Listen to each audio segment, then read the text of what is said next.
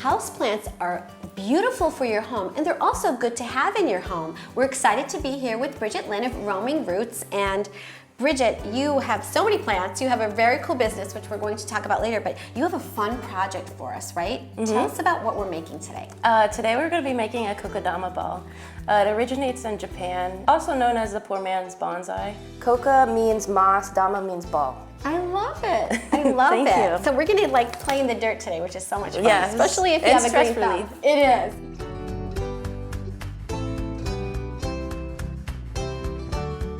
So we're gonna start with our soil mix. We're gonna get a couple cups and then we're gonna put it in our container here. So the best soil is any house planting soil. You could use like a peat moss mix. Okay. So something that's kind of light. Yes. Yeah. All right. And a little bit of airy, kind of. Right. Make sure it sticks well. Okay, and then we're gonna start putting a little bit of water in here.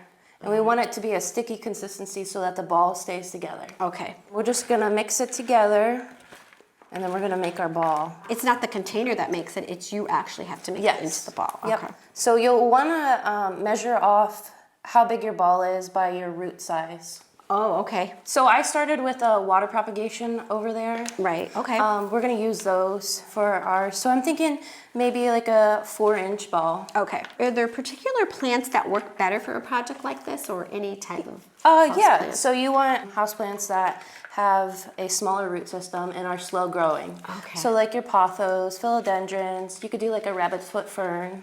Okay, fun. So I have 2 plants here. I have the marble queen pothos, or I have a Thanksgiving cactus, which actually originates from my late grandmother. It was one of her collections.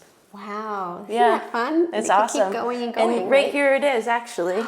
Oh, it's a beauty. She had a green thumb. For sure. The size of that's great. So now that we have our soil ball here, what we're gonna do is we're gonna split it in half.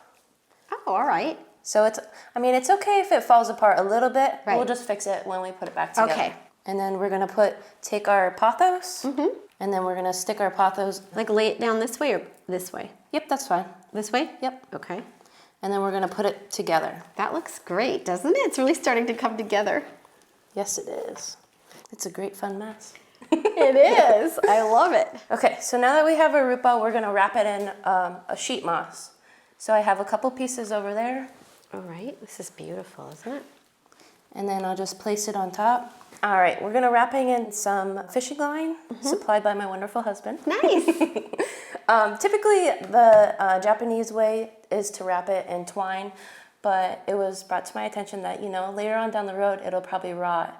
So you want it to stay together. Oh, isn't this fun? This looks really beautiful. It really is, and it adds such a great touch to your space, Right? wherever you place it. So I'm going to wrap it around here. You don't want it too tight around the top of the plant. So there's no need to use like florist pins or anything like that to stick in there? Nope. It'll all stay together with this fishing line. I'll start wrapping this around. Oh, great. Just like a big ball of yarn, right? Yep, exactly. How would you water such a thing? So what I would suggest is getting a bowl of water and letting it sit in there and soak. Oh, okay. And you don't want it to dry out at all, which will damage the root system. Right, okay. I love how the string is like almost invisible. It really is. The fishing line really works well. Yeah, it does. Now, does it get to a point where you need to like take it out and transplant it, or how long do you think you could keep it in a ball like that? It could stay in the ball for up to 2 to 3 years, depending on wow. how well it's taken care of Wow. and the climate. And then you just tie off the end. You could leave a little piece in the beginning to tie it, so that it stays together. And then you'll just want to, form it into a nice ball. And then that's pretty much it. It's beautiful. I love it, Bridget. Thank you.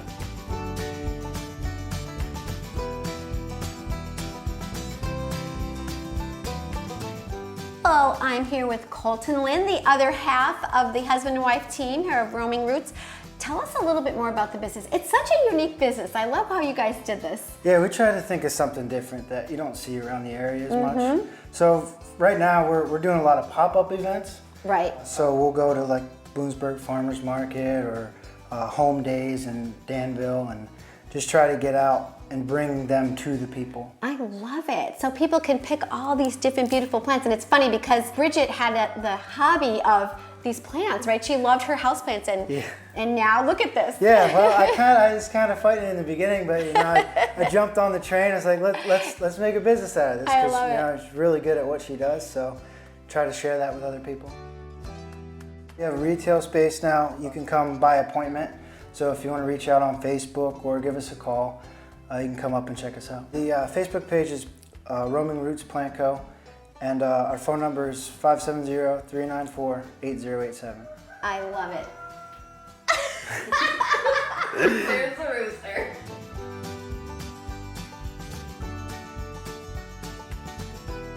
Bridget Colton, thank you so much for having us here today at Roaming Roots. We had a great time and we loved making this project. Thank you, appreciate it.